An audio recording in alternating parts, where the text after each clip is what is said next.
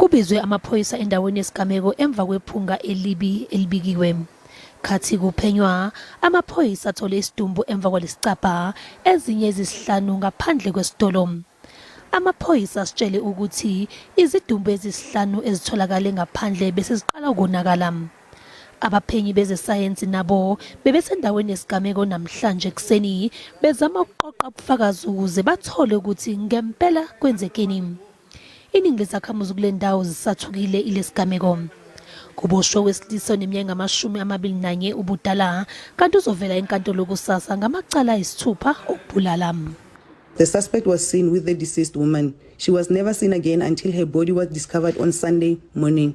The clothes that she was wearing matches those of a person that was reported missing recently. Upon questioning the suspects, the police went back to the building and 5 more bodies were discovered outside the building where there is a makeshift workshop and rubbish dumpsters. Kumakhamera ye-CCTV kubonakala umlisa oneminyaka engamashumi amabili nanye ubudala khona ebhekene ecalucaluza. Ubaba wakhe wethukile kakhulu. I want to disown him. Really, I don't even want to anybody to attach with me, because me, things of those character, to me, they are far away from me.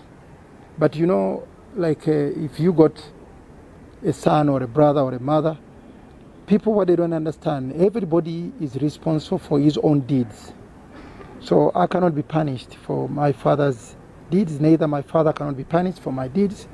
He's old, 21 year old is old enough to decide what to do and what not to do. I-SABC iphinde yazama ukubheka imindeni yezisulu okungenzeka ukuthi yakhelene nakule ndawo, kodwa lokho kube lukhuni satshe.